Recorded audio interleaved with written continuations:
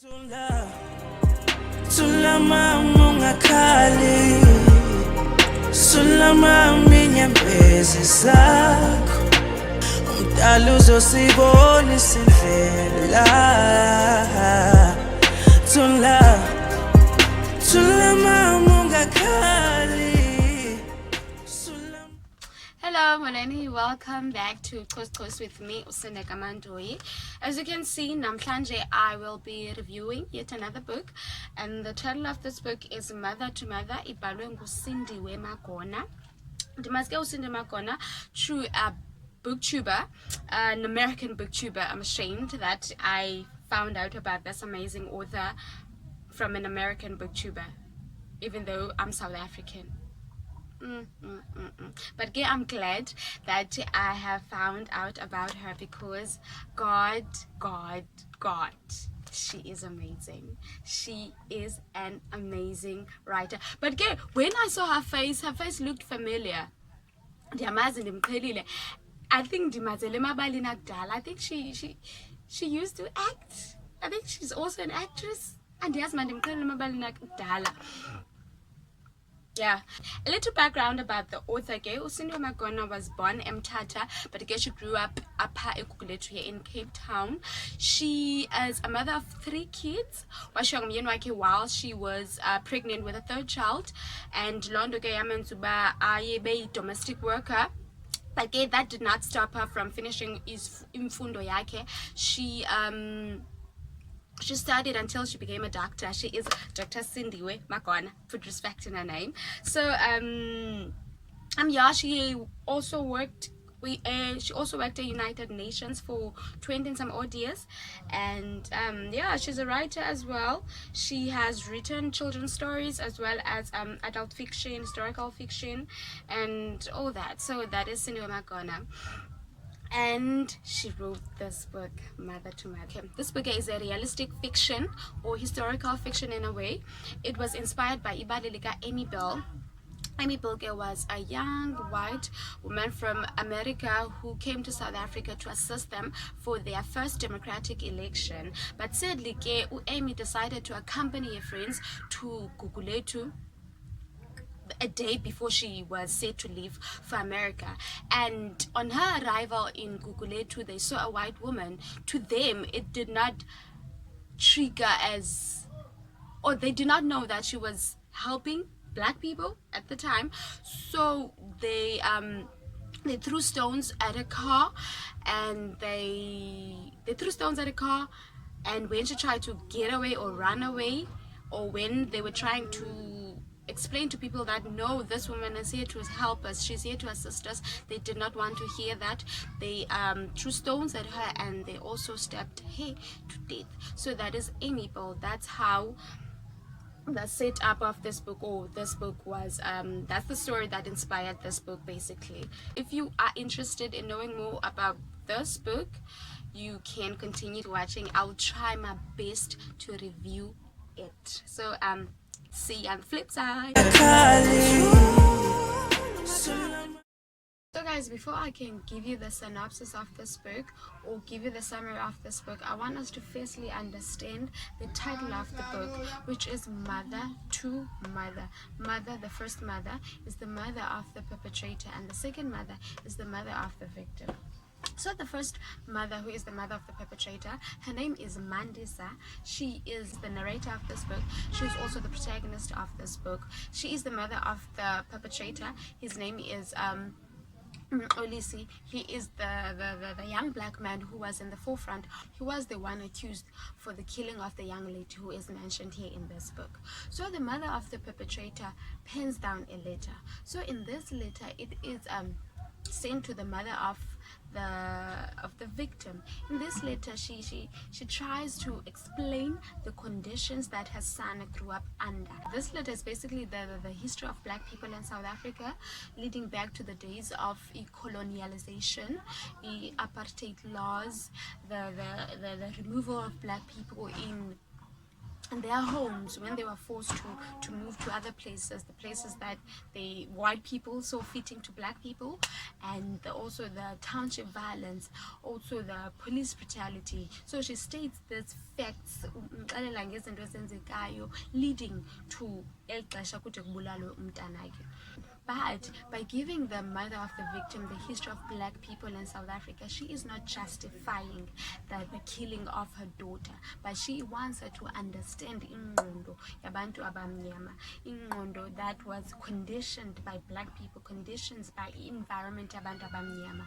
So I love that. I love the setting of this book. I love how Mama Magona did it. It's just brilliant, because the side of the victim. People feel sorry for the victim and whatnot. But here in this book, the perpetrator is, you also feel some type of emotion for the perpetrator, because somehow at the back of your mind we understand about but who is to blame? Who is to blame for yonke lonto, for uba kude kubekho umuntu ongenacala odabulawe? To mention something from the book, from the themes of the book, the police brutality, just for people to understand ingqondo kaMxolisi. Mxolisi, when he was 4 years old, he witnessed police brutality, and what happened was, two of his friends, they were hiding in wardrobing, and police came in looking for them, and obviously to protect them. But at that age, who was young, who was naive, ngazinto, that time and then of course the kids who were in the wardrobe tried to run away, and then the police shot them. So that was the first time Mxolisi witnessed police brutality, and it was so bad to the point that Mxolisi wayekuthetha for almost a year engathethi nanto. So ingqondo yomntu leyo lo ubulele umntu apha encwadini. So from a very young age, he witnessed izinto that caused him trauma, izinto that kids are not supposed to see at that age. So yeah, that's what happened. That's what drove him to the person that he ended up being. So, and Mama Kekwili letter, she also mentions that I knew from the get-go that my son will one day kill someone. It's just unfortunate that it was this woman's daughter. Yeah, I love this book. It opened my eyes, and indenze ndazi ingqondo zabantu back in the days ubaba bephi, and it also made me understand about it is not their fault. It was not their fault. Of course, I'm not justifying ukubulawa komuntu. No, that's not cool. That's not cool. Killing people is not cool. But to grow up in such an environment, and people expect you not to fight back, even though it was said that this is how they try to fight back. But oh my god, this book is amazing, and I hope everybody gets to read it and see the side of the perpetrator, and we really need to look at that. And this book is fundise lonto, and there's abanye abantu bayifundileyo infundise lonto ba not yonke into black and white. You have to find color kulo black and white. So things that kind of gave me an aha moment, and another one that I found to be very genius as Sindiwe, just Sindiwe as a writer, like she is genius. The first one, I want to read it for you guys. Yeah, I'm blind. So in what I'm gonna read for you, here is Mandisa. She is questioning the government. She is asking questions about, okay, my son, ukhule kalendlela, ukhule kungekho kutya endlini, ukhule government engamazibuni kantoni ilentuza ahlala kwindlu that is not suitable for a human being, but now he's arrested. See, I want you to hear this. I want you to hear this. It goes like this. Why now, when he's an outcast, does my son have a better roof over his head than ever before in his life? Living a better life, if chained. I do not understand why it is that the government is giving him so much now, when it has given him nothing at all his life. I love that, guys. I love that, and it is true. If you think about it, if you think about ubomba bamnyama back then, even now, if like the government had had a chance to change to better this young man life, but instead they looked the other way around and they conditioned him to a different environment, an environment that led him to the person that he ended up being. So yeah, that's one of the things I wanted to share with you guys. And another thing I want to add, guys, or want to share with you guys, I want to applaud writing Yellow Mama, because in the chapters leading to the conclusion of this book, what happens is Stebana Nomandisa, she is looking for her son, kufike umfundise endlini wamxelela wamnika directions actually uba uzamfumana, and then bayadibana nomntanakhe.